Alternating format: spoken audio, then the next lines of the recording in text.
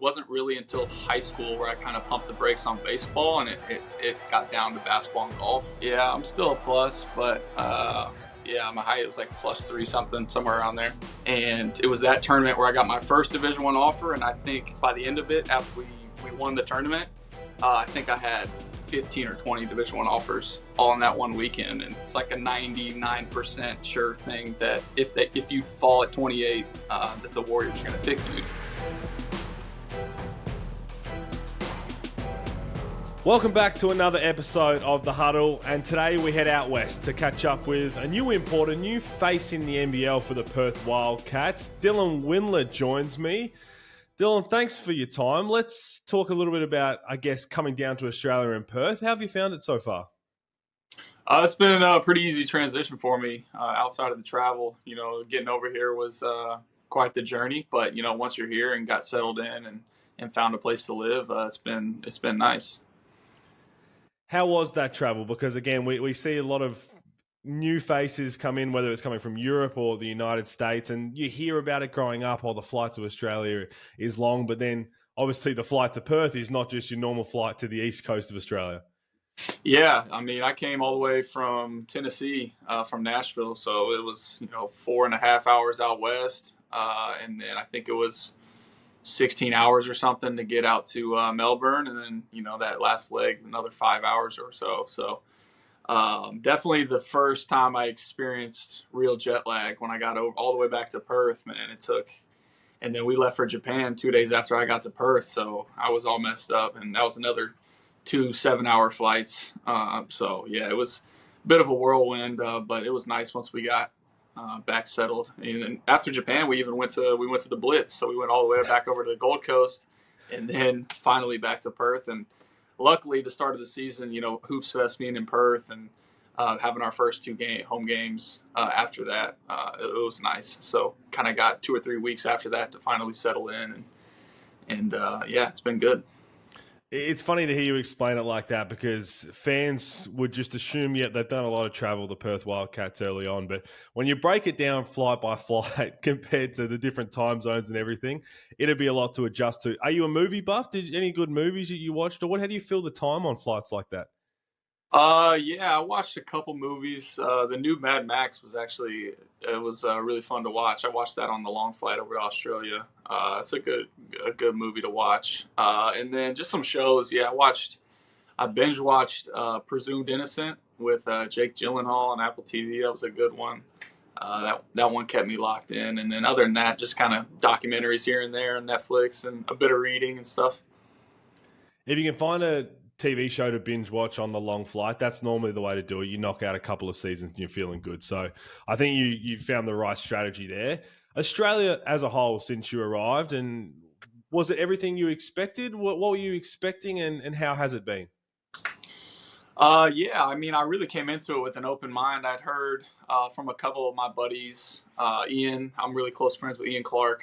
We went to Belmont, and we spent a lot of time back in the States together. But yeah, just his experiences, and Dante Exum, who I played with on the Cavaliers, he told me a bit about Australia and then Perth specifically. But all of them had good things to say, and like I said, it's been a pretty easy transition. Obviously, coming to a country on the other side of the world, it's usually would be pretty tough, but obviously English speaking and very similar to the States in a lot of ways, especially Perth.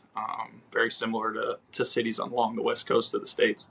You growing up, tell us a little bit about your childhood and growing up in Indiana. You talk about a basketball crazed state, and Indianapolis, it's incredible to be a part of. I've seen it from the outside in, but I imagine being surrounded with it growing up was something completely different. Yeah. I lived in Indianapolis, just a suburb of downtown, 10 minutes outside the city. Grew up going to Pacers games. And yeah, in high school and growing up before that, basketball is everything in Indiana as a whole, but even Indianapolis, it's, even bigger. So that was obviously my whole life growing up.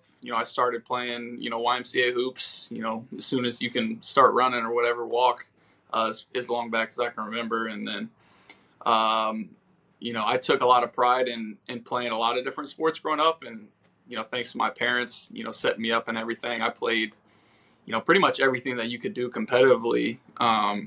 Rec sports in terms of I played soccer, obviously basketball, golf was a big one for me. I played football growing up, baseball. So kind of getting acclimated to different sports, I think helped me become a pretty well-rounded athlete, at this level. I'll just obviously a lot of different things translate from different sports in terms of hand-eye coordination, footwork, soccer, baseball.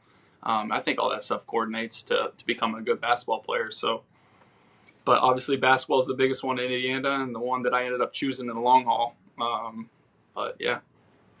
We're going to chat about that basketball journey and on your golf journey because it is truly incredible, and I want everybody to hear that in a bit of detail. But I have read, and speaking to you previously a few weeks ago, so soccer, bit of football in there as well, I believe, and baseball. Out of those three sports, which did you think you could potentially make a career out of those three? Which could you most excel with?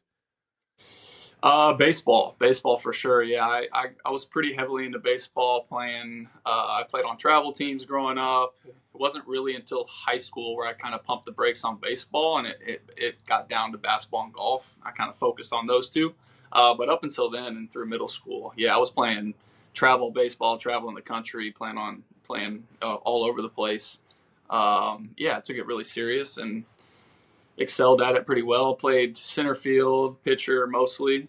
But yeah, that was probably the third sport I would have went for. I got to ask this because I did read, and you tell me if true or false. Things on the internet aren't always true, but Yeah. you're a lefty in basketball and kicking, and then everything else is right-handed. Are you telling me baseball and golf is right-handed? Yeah. Swing righty in baseball and golf. If I throw a football, I'm throwing with my right hand. Throwing anything, I'm throwing with my right hand, and then shoot left. Kick left and do a couple other obscure things with my left. But yeah, if I'm writing or eating, it's all right hand. Can you write left-handed? No, it'd be the same as Really? any other right hand dominant person writing with my left hand. Yeah, be scribbles. That's incredible. That's interesting to know. We might have to do some little. What about the opposite hand form shooting? Can you get it up there with the right hand? It looks normal. I can't give too much intel in my game, but no, I prefer shooting right hand floaters around the paint. But when you get out to a jump shot, no, my right hand, it doesn't look good at all. I don't really have a good right-handed jump shot or even a form shot. But yeah, around the rim, I like to finish with both hands. But yeah. I'd love to see some. It sounds like you'd probably be the only basketball player professionally who could end up at some point in their career. Just you never know whether the jump shot's going to be right or left-handed. So that's my challenge to you for the future, Dylan, is to try and figure that out. You mentioned your family there briefly, the big influence in your life, and especially obviously with their athletic background. And I spoke to you in the Blitz about this. Your mum was a tremendous athlete as well with you growing up. Yeah. She played basketball and other sports. But yeah, she excelled actually at track and field as a high jumper. And she went to the same high school that I went to in Indianapolis, and I believe still to this day, unless last year or the year before maybe, she still holds the record at my high school for high jump. Yeah, so. Any chance, at what age would it have taken for you to probably out jump her career best? Ooh, that's a good question. I never even got into track and field. So I never even got a chance to do high jump, or else I would have, but it clashed with, it would have been either golf or baseball, depending on middle school or high school. The seasons flipped, but yeah. So I never even got a crack at it, but it'd be a good question. I don't know. I mean, the fact that her record's still standing today obviously speaks volumes. It's from, the 80s, so pretty impressive. Very impressive, and she's probably going to be very happy that you never got the chance to try and go up against her record as well. Talk to us a bit about that basketball journey, especially in high school, because as we mentioned, Indianapolis basketball mad. There is obviously a lot of eyes on everybody coming through the basketball ranks. But for you, it seemed like you were really flying under the radar, trying not necessarily to be seen, but trying to get that opportunity to really end up chasing that NBA path. Yeah. I mean, when I got to high school is kind of when I narrowed it down to basketball and golf. But even early on in high school, I was playing golf tournaments in the summer and not AAU. So I remember my parents kind of sat me down and we had to make that decision. Like going into high school, it's like, okay, you played all these sports growing up, blah, blah, blah. If you want, it's kind of the time to where you got to pick one and focus, go all in on one sport. If that's what you got to kind of pick what you want to do for college and beyond. And I ended up choosing golf going into high school. So obviously summer, there's AAU for basketball. That's kind of how you get recruited to go to college, is all these AAU tournaments. And then in golf, it's kind of the same way. All the tournaments are in the summer. You're playing around different states, different courses, whatever, to get seen. So my first 2 summers of high school, in between my freshman and sophomore and junior, I played golf tournaments. Never got any offers those first 2 years, but had a lot of interest, had a lot of success in high school golf. I won county, I won conference one year. I made it to state as a freshman. My first year of high school, I shot 68, 69 in sectionals and regionals to make it through to state. So I had a lot of success in high school golf and even summer golf. I won a lot of tournaments growing up as a kid. And then it wasn't until after my junior year of high school where I was like, okay, obviously I had success growing up in basketball too. And, even in high school, I was good on the high school basketball team, played varsity, whatever. And then after my junior year, I was like, okay, I want to try to get on an AAU team, kind of see where it takes me, see what happens, see if I can get some Division I offers, blah, blah, blah. So I got on a team with Indiana Elite, one of the good programs around the state, the Adidas circuit. Didn't even start for that team. I think I was like first or second off the bench. Some games, only played 10, 15 minutes, whatever. And then there was one tournament. It was actually in Indianapolis, where some of the guys were off at a camp, so I had a bigger role that tournament. Ended up starting and playing, most of the games. And it was that tournament where I got my first Division I offer, and I think by the end of it, after we won the tournament, I think I had 15 or 20 Division I offers all in that one weekend. And it was a whirlwind. It was my first time really going through the recruiting process, having college coaches hitting you up left and right, having to answer calls, really get into the recruiting process. And it was a whirlwind for me. And then, never looked back after that. Belmont was one of those first few teams that recruited me. Ended up going on a visit and committed soon after. And then, played 4 years there. And the rest is now we're in Australia. that college journey as well at Belmont, everybody to understand it. And again, it's grown a lot now in terms of the eyes on college basketball, but especially fans in Australia probably at times don't understand the different levels of Division I schools, where you've got mid-major and you've got the main schools. What was your biggest takeaway looking back at your college journey in terms of, I guess, growth, both as a person, because it is that important part of your life, but also as a basketballer? Yeah, going into college, obviously, I was thrilled to be offered a full ride scholarship, especially to a Division I school. Obviously, Belmont was smaller program. We didn't have a great budget. We weren't getting checks every month. We were strictly there to play basketball, and I was there to get a good education because, going into Belmont, at 19 years old, I didn't really have the NBA even on my radars. I was always, hardworking. I enjoyed getting better, and I, was a very competitive person, hardworking. Kind of got addicted to stuff as I, got into it, and always wanted to excel. So, my thing was just, I wanted to keep getting better every year. Help my team win. See where this thing takes me, and then ultimately, get an education. Leave there with a degree. They give me opportunities in the business world as well. I came in freshman year. I think I was, second guy off the bench, something like that. Played same kind of situation, 10, 15 minutes. I think I averaged maybe 4 points or something my freshman year. And just like I said, I just kept getting better. In the summers is kind of where I excelled and kind of made my separation and got stronger every year and just continue to make those small leaps. And I think sophomore year, eventually by the end of the season, I was starting. I think I averaged 10 points by the end of the year. Made another big jump that summer. Junior year, was preseason, all conference or whatever. Ended up, I think, finishing with 17 or 18 points a game. And then that's kind of when scouts were kind of in the building. watching practices, at games. I started to have agents coming to games and stuff, and I was like, that was like the first time where I really thought like, wow, like there's any chance of playing professionally at the next level, and even obviously the NBA. And then made another big leap after my junior year. Came back and had a heck of a senior year. Averaged 20 plus and 10 plus rebounds. And then ended up doing well in draft workouts and pre-draft, and was able to get myself all the way up to a first round pick.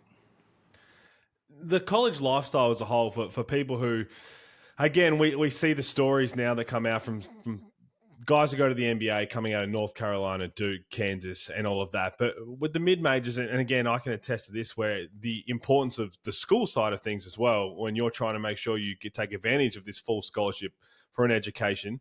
Tell us a little bit about, you obviously were prepared about that and understood the work-life balance, including basketball. Was there anything that shocked you about it as a freshman? Yeah, it was tough. I mean, I think being a student athlete is one of the most underrated things, especially at the highest level in Division I. And if you take your academics seriously, I was trying to go there to get a business degree or a master's degree in business. So yeah, I was in, tough. I ended up graduating with an accounting degree, so I was in finance classes, accounting, federal taxes, like very hard classes that you can't just show up and leave and then you're done and show up the next day. So I had plenty of papers and studying late at night. I remember going to the library for like 8 or 10 hours straight to try and bust out a paper and be there till 2 a.m. And then you have practice the next day and you have to go to classes all the next day. And maybe you have to repeat it again because finals are coming up. So it was a grind. Yeah, that work-life balance was tough to manage, and that's one of the biggest things. I think being a student athlete is kind of finding that groove for your time management. Obviously there's a lot of things you have to sacrifice. Going out with friends and going out to parties or whatever, college parties, house parties, whatever. When you're a high-level Division I athlete and, you take your academics seriously and you're trying to, you have dreams of going to the NBA and being the best player you can be, a lot of sacrifices throughout college to be able to manage all that. Did you have mandatory study hall? Because I did all the way until my 5th year, and I tell you what, my grades were phenomenal, and I still couldn't get out of mandatory study hall. Yeah, I think at least my first year, maybe my first 2 years, we had library hours. So we used to have to check in. Yeah, we used to have to check in for a certain amount of hours per week. And then, they had us logging hours, being in the library, pretty much study hours. So yeah, I had all that. Everybody doesn't undersee that part of it. They just see a guy going out there trying to win some basketball games. I want to talk about the senior year because the big jump up, obviously, that's what had the NBA teams looking at you. And then from that, the way you played and to have the NBA workouts, what were you thinking going into those workouts? Obviously, you said there was a real chance the buzz was there to be drafted. What was your mindset like every single time you had one of those workouts leading up to the draft? Just to make an impact and try to stand out. I mean, I feel like they go through so many of these workouts. They have hundreds of guys coming in and out of the gym in the summers. So you got to be able to be that guy that stands out for whatever it is, whether it's you shoot it well or for me, I try to take pride in my conditioning coming into these workouts and just kind of out hustling guys because the NBA the pre-draft workouts, obviously they're there to kind of get a feel for your skill, how you shoot the ball, what you do well, blah blah blah. But they've seen most of that in all your college games and the games they scouted you over the years. So what they're really trying to do is kind of break you down and see how you respond in those situations. So a lot of grueling 3-on-3 full court, 1-on-1 full court, defensive drills, conditioning at the end, conditioning tests. So for me, I tried to excel in that aspect to be able to stand out and kind of make a good impact. Draft night comes around. Tell us a little bit about that because I'm sure the emotions would have been high and leading up to the point where you knew you were going to be the 26th pick. Yeah, draft night was awesome. Obviously, after the fact, but it was a very nerve-wracking night. I ended up hosting like a small kind of get-together party at my house in Nashville, and yeah, we had a bunch of family, friends. A lot of my teammates from Belmont were there, and yeah, going into the night, I really had no idea where I was going to land. You hear your agent telling you kind of ranges where they think you'll be, but I could have went. Obviously, I ended up going into the first round, but I could have gone as high as 40, 50. Late in the second round, as far as I knew going into that night. It wasn't until about an hour and a half before the draft started where my agent he called me and he said the Warriors are super interested at they had the 28th pick, I think, in my draft, and he's like, you're not a lock, but it's like a 99% sure thing that if you fall at 28, that the Warriors are going to pick you. So after that call, that's obviously like a huge, my head's spinning. It's a huge relief to hear that, but also, wild when you get that call and, the draft's about to start in an hour and you're like, okay, you know, I'm a lock to be a first round pick. And obviously the Warriors in 2019 and even now, obviously, just a heck of an organization to be drafted into. And then, yeah, the draft starts and I think it got to like the 25th pick or whatever. My agent calls me, and then he said the Cavaliers are going to take you with the 26th pick. And so that was right before the pick was made, and then obviously the pick was made, and yeah, got drafted by the Cavaliers. Got a call from Kobe Altman, and John Beilein was the coach at the time, and then enjoyed the rest of the night with my teammates and my family.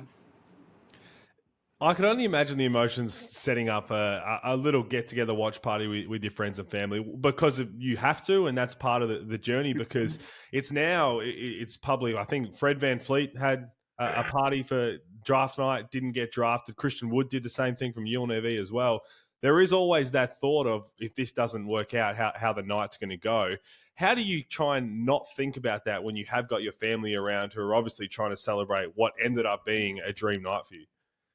Yeah, I mean, you hear about all those, obviously looking back, it worked out for them, but horror stories of those draft parties and draft nights. It's such an awkward feeling, I guess you would say. You're having a party, everybody's having a good time, and then obviously the reason you're there is, to go crazy when you get drafted and celebrate. And yeah, if you don't hear your name get called, obviously that's becomes a not a memorable moment for you. Like I said, I was nervous. I was stressed out most of the night. I remember we had a bunch of food, great spreads, great food there. And I remember looking back after the night, I was like, I didn't even eat anything because I was so nervous. You joined the Cavs from that moment, and then you've had some experience with some other NBA teams before winding up at Perth. Looking back on your NBA journey so far, and we hope to see you back on an NBA floor. Selfishly, I'd like to continue to watch you in the NBL. But what was the biggest takeaway where you're at now that you look back at the time in the NBA for yourself? Yeah, I mean, that's a good question.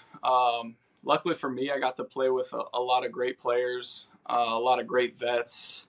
And I think ultimately just how you go about your business, obviously not on the court. I've seen a lot of guys, how they work or whatever, but off the court and kind of how you handle your business, how you handle your body, how to eat right, just like the little bit of things that add up over time to be able to be, to play for a long time, have that longevity, and how to excel performance wise.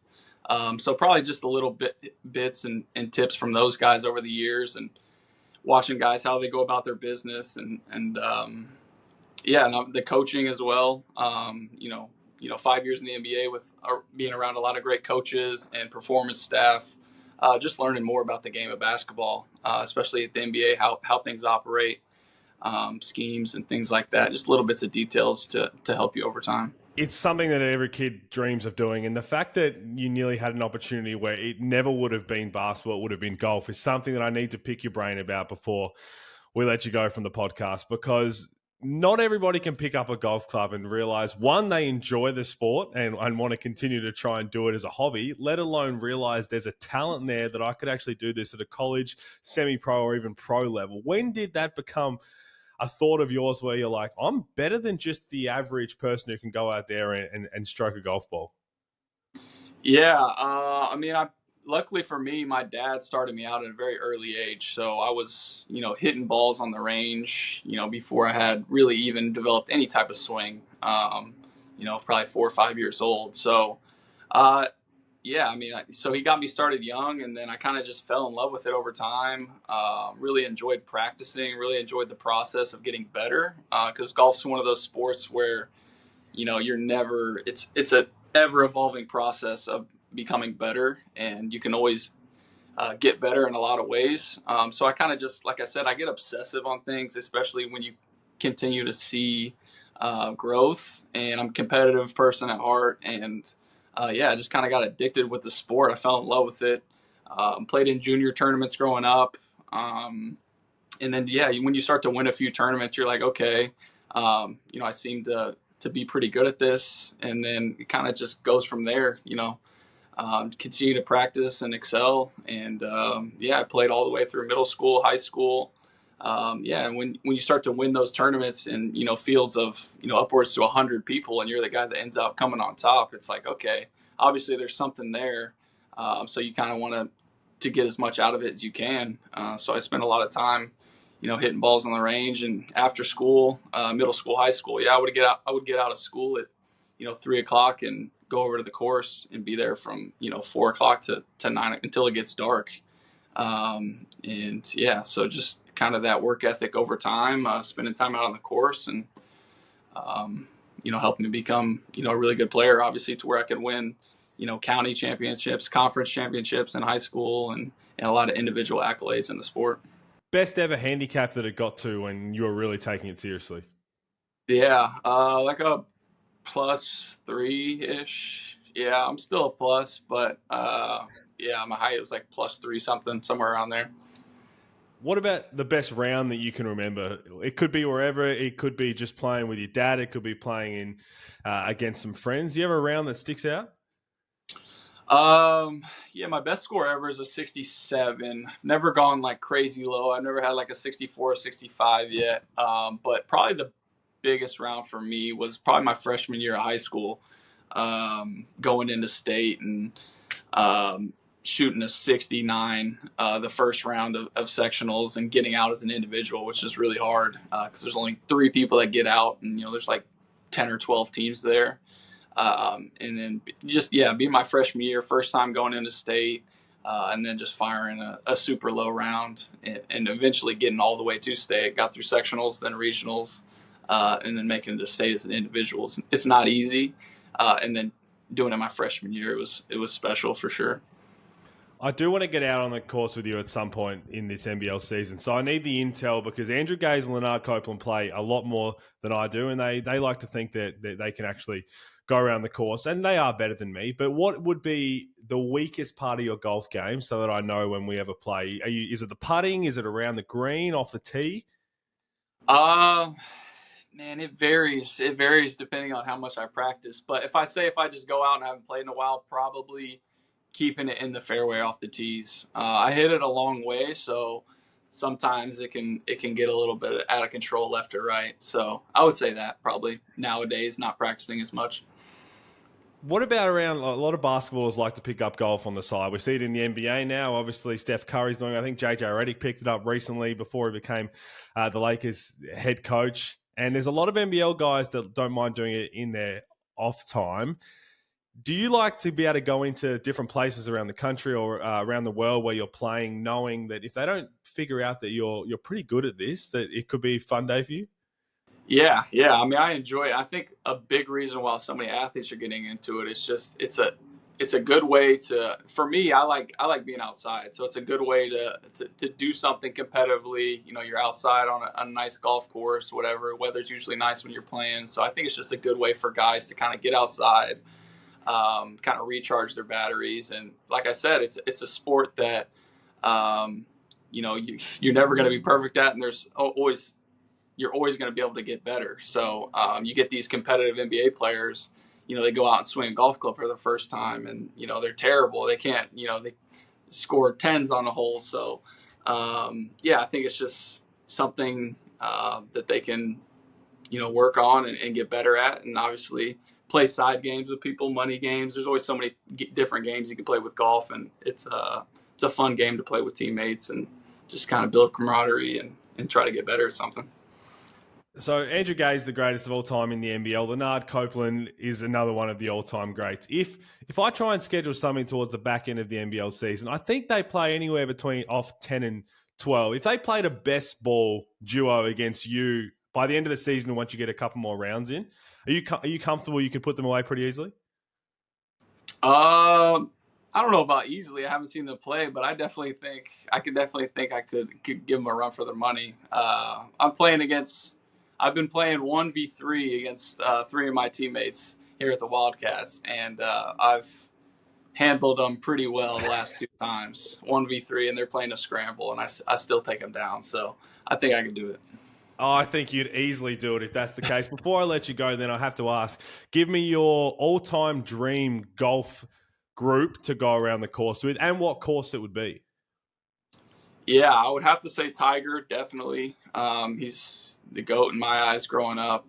Watched him play a lot of good tournaments. And then probably Michael Jordan would be another one. I know he's big into golf and has been. He's a really good player, I heard. And then probably Scheffler, obviously. How he's been playing as of recently, kind of sitting at world number 1 and doesn't seem to be slowing down anytime soon. So probably that's my dream foursome to play with. And probably I still haven't played out at Pebble Beach out west. So I think that would be a great course to do it at. I think that's a pretty good setup, both the group and Pebble Beach as well. And again, selfishly, I hope to see you in the NBL for a while. But if you do end up back in the States, I think it's 2028, we have the President's Cup here in Australia. We might have to try and make sure you're around for that to get some sort of pre-competition, maybe a Pro-Am, and we get an NBL group in the Pro-Am or something there. Yeah, that'd be awesome. I'd be game for it. Dylan, thank you so much for your time, man. We can't wait to see you hit the floor for the rest of the season for the Perth Wildcats, and we'll figure out some golf stuff on the side as well. Awesome. Appreciate it. Thank you. Thank you, everybody, for listening. Don't forget to catch all the NBL action online and make sure you follow socials for more.